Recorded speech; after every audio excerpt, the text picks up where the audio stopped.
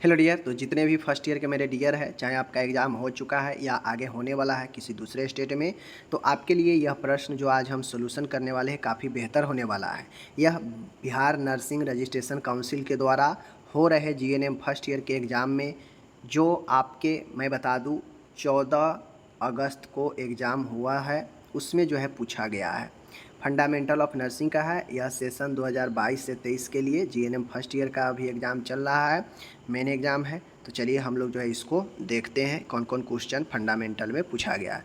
जिनका भी आगे किसी दूसरे स्टेट में एग्ज़ाम है उनको भी यह बेहतर तरीके से तैयारी कर लेना चाहिए। हो सकता है आप में भी यह क्वेश्चन पूछ दे, ठीक है। और ऑब्जेक्टिव तो ध्यान से देख ही लीजिएगा। तो चलिए हम लोग देखते हैं। प्रश्न आपके सामने में है। सबसे पहले नर्सिंग का परिभाषा देना है 3 नंबर में, ओके। 6 नंबर में है नर्सिंग के कार्य और नर्सिंग के जो रिस्पॉन्सिबिलिटी है, यानी नर्सिंग के जो रोल्स भूमिका है और जिम्मेदारी है, इसको बताना है 6 नंबर। और नर्सिंग के इथिक्स, ठीक है, नर्सिंग के जो इथिक्स है, नैतिक सिद्धांत है, इसके बारे में बताना है 6 नंबर। कुल मिला के 15 नंबर का ये क्वेश्चन है। इसमें 3 क्वेश्चन है, मैंने आपको पढ़ा दिया है। इथिक्स भी पढ़ाया है, रिस्पॉन्सिबिलिटी रोल्स भी पढ़ाए हैं और इसके डिफिनीसन भी बताए हैं, तो आपको अच्छे से लिख देना चाहिए। अब दूसरा प्रश्न है, ये भी 15 नंबर का है। 6, 7, 13, 2 15 नंबर। फर्स्ट एड का यहाँ पे परिभाषा लिखना है। उसके बाद जो फ्रैक्चर है उसके जितने टाइप्स मैंने पढ़ा रखा है सभी टाइप्स को लिखना था। और फ्रैक्चर में हम लोग प्रबंध फर्स्ट एड क्या क्या करते हैं, इस फर्स्ट एड को बताना था। तो आसान था 15 नंबर, ये भी बिल्कुल आसान था, आप लोग को पता है, सब हम पढ़ा दिए हैं, ओके। तीसरा प्रश्न है कि what do you mean by record. Record मतलब होता है कि जो रिकॉर्ड आप लोग रखते हैं उसको हिंदी में अभिलेख कहते हैं। यह रिकॉर्ड का क्या मतलब है, डिफिनीशन देना है 2 नंबर। इसके विभिन्न प्रकारों को लिखना है 6 नंबर में। कितना हुआ, 8 नंबर। 4 नंबर में इसके उद्देश्य और महत्व को बताना है कि आखिर रिकॉर्ड का क्या महत्व है, क्या उद्देश्य है, 4 नंबर। और रिकॉर्ड रखते समय किन किन बातों को जो है ध्यान में रखना चाहिए, यानी सिद्धांत कहिए, रिकॉर्ड लिखते समय क्या क्या सिद्धांत होता है, उन सिद्धांतों को लिखना है। तो कुल मिला के 4 इसमें क्वेश्चन पूछ दिया है 15 नंबर में, और ये सब के सब हम पढ़ा चुके हैं। आप लोग जाइए प्लेलिस्ट में देखिए, फिर बात कीजिएगा। नेक्स्ट है चौथा क्वेश्चन है, यहाँ पे शॉर्ट क्वेश्चन है। 5 दिया है, इसमें से कोई 3 बनाना है। 15 नंबर का है, एक 5 नंबर का है, ओके। जैसे बैंडेज के बारे में बताना था, बेड सोर के बारे में बताना था, फर्स्ट एड के प्रिंसिपल के बारे में बताना था, कम्युनिकेशन के बारे में बताना था, okay. And nursing process, nursing प्रक्रिया के बारे में बताना था। पाँचों मैंने पढ़ा दिया था, इसमें से कोई भी 3 जो अच्छे से आता है उसको लिख देना था। तो बहुत आसान प्रश्न था, ओके। पाँचवा प्रश्न यहाँ पे आ चुका है अपने पास, एमसीक्यू है, चुनने वाला है कि जो एक सही है उसको चुन के लिख देना था, ठीक है। कहता है एक ऐसा उपकरण जो फुट ड्रॉप को रोकने में उपयोगी होता है। मैं आप लोगों को कितना बार पढ़ा चुका हूँ कि जो फुट रेस्ट होता है यह फुट ड्रॉप से बचाता है, ओके। अंतर्राष्ट्रीय नर्स दिवस कब मनाया जाता है, तो आपको पता है फ्लोरेंस नाइटिंगेल के जन्मदिन के अवसर पर इनका मनाया जाता है, और वह है 12 मई। तो ऑप्शन नंबर बी सही है, ओके। आगे है, कहता है जिह्वा का संक्रमण यानी जीभ का सूजन कहलाता है। Inflammation of tongue is known as glossitis. Option number D right है। ग्लोसाइटिस को हम लोग जीभ का संक्रमण कहते हैं, ठीक है। गम का संक्रमण जिंजिवाइटिस होता है। गैस्ट्राइटिस जो है आपके पेट के अंदरूनी जो श्लेष्मा कला होता है उसका इन्फ्लामेशन है। तो ये बातें को आप लोग समझ लीजिए, ठीक है। एस्टोमेटाइटिस है, आप लोग कमेंट करके बताइए कि एस्टोमेटाइटिस किनका इन्फ्लामेशन है, ठीक है। आगे चलते हैं। चौथा नंबर का है, कहता है निम्नलिखित में से कौन सा ऑक्सीजन थेरेपी ज़रूरत को दर्शाता है। मतलब इन चारों में से बताना है कि इन चारों में किस में जो है ऑक्सीजन थेरेपी का ज़रूरत पड़ता है, ऑक्सीजन देने का ज़रूरत पड़ता है। एनोरेक्सिया, यह तो भूख में कमी को है, ठीक है। निमोनिया आपका फेफड़ा का संक्रमण है। एनीमिया रक्त की कमी है। लेकिन साइनोसिस जो है, जो ऑक्सीजन के अभाव के कारण शरीर नीलापन पड़ता है, तो उस कंडीशन में ऑक्सीजन का कमी होता है, तब साइनोसिस होता है, और इसी के कंडीशन में हम लोग ऑक्सीजन थेरेपी देते हैं, ओके। तो ऑप्शन बी सही होगा। यहाँ पे है गर्म भाप से ठंडे की ओर ऊष्मा स्थानांतरण की प्रक्रिया को क्या कहते हैं। तो माय डियर, गर्म भाप से ठंडे की ओर ऊष्मा स्थानांतरण की प्रक्रिया जो होता है वह कंडक्शन होता है। क्या होता है, ऑप्शन नंबर बी कंडक्शन, ठीक है, चालन विधि द्वारा। छठा है यहाँ पे पस in the urine is called. अगर किसी के मूत्र में मवाद आने लगे तो उसे हम लोग क्या कहते हैं, पायूरिया कहते हैं। पी फॉर पस और यूरिया मतलब यूरिन यानी पायूरिया, मूत्र में मद्र को पायूरिया कहते हैं, ठीक है। हेमेचूरिया क्या कहते हैं, तो हेमेटो प्लस यूरिया यानी यूरिन में रक्त आना हेमेचूरिया। एनूरिया मतलब रक्त को न आना। पॉलीयूरिया मतलब पॉली मतलब बहुत, यूरिया मतलब यूरिन यानी बहुत यूरिन बनेगा तो पॉलीयूरिया, बिल्कुल नहीं बनेगा तो एनूरिया, और बनेगा लेकिन उसमें रक्त आएगा तो हेमीचूरिया, और यूरिन में अगर पस आ रहा है तो पायूरिया। चारों समझ लीजिए एक बार में, ओके। नेक्स्ट अपन यहाँ पे क्वेश्चन है बिस्तरी घाव का क्या कारण होता है।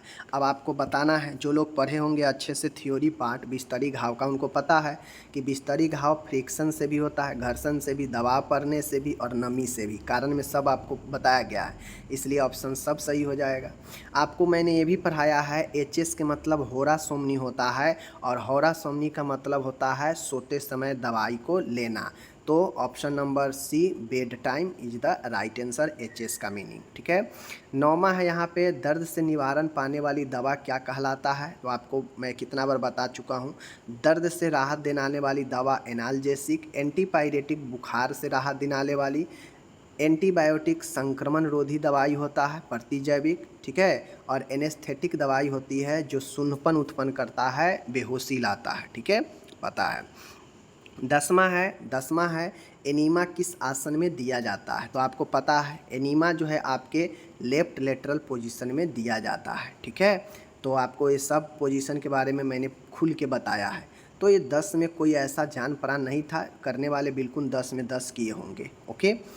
अब आता है यहाँ पे fill in the blank, 5 number का है, चूँकि एक प्रश्न 15 का है तो 10 आपका यहाँ पे और MCQ चुनने वाला पूछ दिया, तो 5 यहाँ पे फिलअप है। नींद ना आने को क्या कहते हैं, लॉस ऑफ स्लीप। तो आपको ये पता है लॉस ऑफ स्लीप को इंसोमेनिया कहते हैं। क्या कहते हैं, इंसोमेनिया, ठीक है। इंसोमेनिया जो होता है नींद में कमी।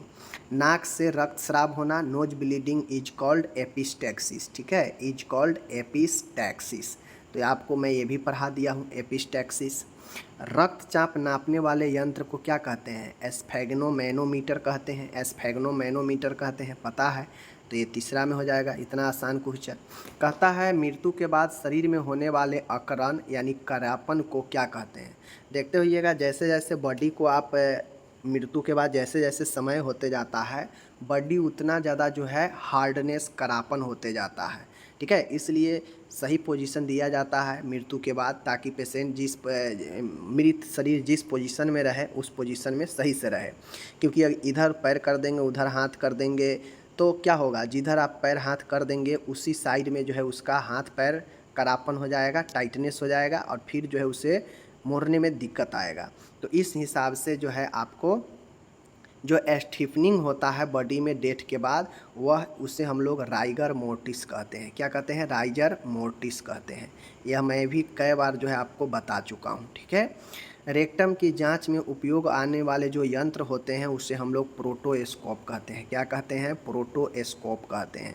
प्रोटोस्कोप जो होता है वह रेक्टम मलाशय की जाँच के लिए उपयोगी होता है, ठीक है, बता दिए। आगे चलिए, यहाँ पे आता है, कहता है कि निम्नलिखित के लिए एक शब्द लिखें। मतलब यहाँ पे 5 नंबर में पूछा गया है, 5 में 5 दिया हुआ है सेंटेंस, इसका एक मतलब बताना है। जैसे टेम्परेचर बिलो 95, अगर किसी का टेम्परेचर 95 फ़ारेनहाइट से कम होता है तो मेडिकल भाषा में उसे क्या कहते हैं। तो आपको ये भी पता है हाइपोथर्मिया कहते हैं, ठीक है, हाइपोथर्मिया कहते हैं, ठीक है। हाइपोथर्मिया मतलब तापमान का कम हो जाना, तो हाइपोथर्मिया, ठीक है। मूत्र में रक्त की उपस्थिति, अभी ने ऊपर बताए हैं 4 ऑप्शन था।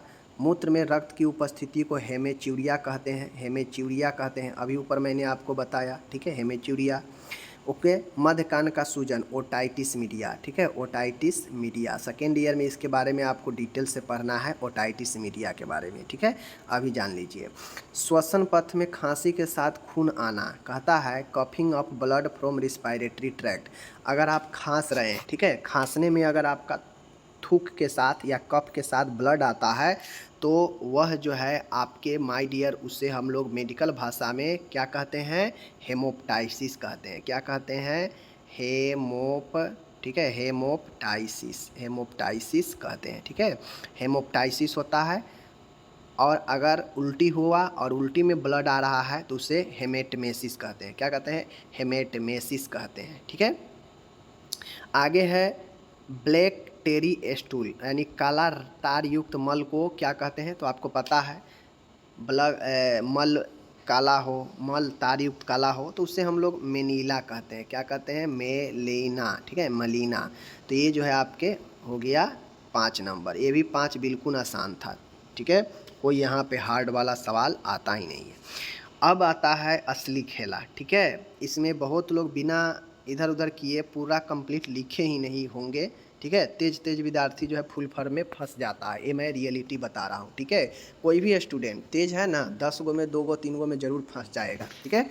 याद होते हुए भी भूल जाता है, समझ गए, क्योंकि एक फुल फॉर्म का बहुत सारा मीनिंग होता है। बट यहाँ पे मैं बता दूँ, ये जो भी पूछा गया है ना बहुत आसान है, बहुत सब 3-3 मीनिंग वाला ही पूछा गया है, सब में 3-3 है। देख लीजिए, किसी में आपको 4 नहीं मिलेगा, ठीक है। 4-5 वाला जो होता है थोड़ा सा बड़ा होता है, हार्ड होता है। आईपीआर का मीनिंग क्या होता है? तो देखिए, आईपीआर का बहुत सारा मीनिंग होता है, बट एक होगा आपका आई से इन्फेंट, पी से parasite, R for rate, infant parasite rate, एक ये हो गया। एक होता है इंटरपर्सनल रिलेशनशिप, ठीक है, अंतर व्यक्ति संबंध, ठीक है। तो आईपीआर का मीनिंग जो भी हो वहाँ पे इंटरपर्सनल रिलेशनशिप, ये भी नर्सिंग में है, और इन्फेंट पैरासाइट रेट ये भी आपका सही होगा। अब यहाँ पे जो बीसीसी लिखा है, मुझे लगता है यहाँ पे बीसीजी होना चाहिए, ठीक है, बीसीसी, क्योंकि बीसीसी जो है यह थोड़ा सा नेक्स्ट लेवल में पूछ दिया है। अगर बीसीसी ही होगा तो थोड़ा सा नेक्स्ट लेवल है, लेकिन अगर बीसीजी होगा तो फिर बैचलर्स कॉलमेंट ग्यूडिन होता है, आपको पता है। अगर बीसीजी है तो ये जो होता है आपका, यह कैंसर से रिलेटेड है, ठीक है, बीसीसी, ओके। अब यहाँ पे देख लीजिए, मैं आपको बता दूँ कि ये जो आपका बीसीसी है, इसको हम लोग बेसल सेल सर्किनोमा बोलते हैं, ठीक है, बेसल सेल सर्किनोमा, एक ये हो गया। अगर एक मैं दूसरा कहूँ तो एक होता है बिहेवियर चेंज कम्युनिकेशन, ठीक है, BCC, B for behaviour, C for change, C for communication, okay. और एक मैंने क्या बताया? एक बताया मैंने बेसल सेल सर्किनोमा, ठीक है, ओके। एसी होता है एंटीसीबम, ठीक है, एंटीसीबम, ठीक है, ध्यान दीजिएगा। तो एसी का मतलब क्या होता है? एंटीसीबम, ठीक है, एंटीसीबम। अब एंटीसीबम का क्या मतलब होता है? तो एंटीसीबम का मतलब होता है कि भाई भोजन से पहले लेना, बिफोर मील। कोई दवाई हम भोजन से पहले लेते हैं तो डॉक्टर अपने सामने एसी लिखते हैं उसको, ठीक है। आगे है बीएमआर। बीएमआर आप सबको पता है, बेसल मेटाबॉलिक रेट होता है, ठीक है, बेसल मेटाबॉलिक रेट होता है। टीपीआर भी आप लोग को पता है, ठीक है, टेम्परेचर पल्स रिस्पायरेशन, टीपीआर ये भी पता है। सीएनई, इसमें बहुत लोग फंसे होंगे। सीएनई जो होता है माय डियर, तो सीएनई जो होता है इसमें भी बहुत लोग फंसे होंगे, लेकिन मैं बता दूं, इसका होगा सर्टिफाइड नर्स एजुकेटर, ठीक है, certified nurse educator, CNE, okay. INC आप लोग जानते हैं, अगर नहीं जानते हैं तो फिर गलत है, इंडियन नर्सिंग काउंसिल होता है आईएनसी, ठीक है। सीपीआर भी आप लोग को पता होगा, कार्डियो पल्मोनरी रिससिटेशन, सीपीआर, ठीक है। बीएलएस बेसिक लाइफ सपोर्ट होता है, बीएलएस आपको पता है, बेसिक लाइफ सपोर्ट। टीडीएस ये भी आपको पता है, 3 इन डे, मतलब दिन में 3 बार टीडीएस होता है, ठीक है। तो ये चीज़ को ध्यान में आपको रखना है, ठीक है, टीडीएस दिन में 3 बार, ओके। टीडीएस का क्या होता है आपको पता है? टर इन डाई, ठीक है, टर इन डाई, ठीक है, आपको ये पता है, टर इन डाई दिन में 3 बार, ओके। तो ये सारा मैंने बता दिया, जिनको जहाँ दिक्कत है आप लोग नोट कर लीजिए, उसको प्रैक्टिस कर लीजिए। बम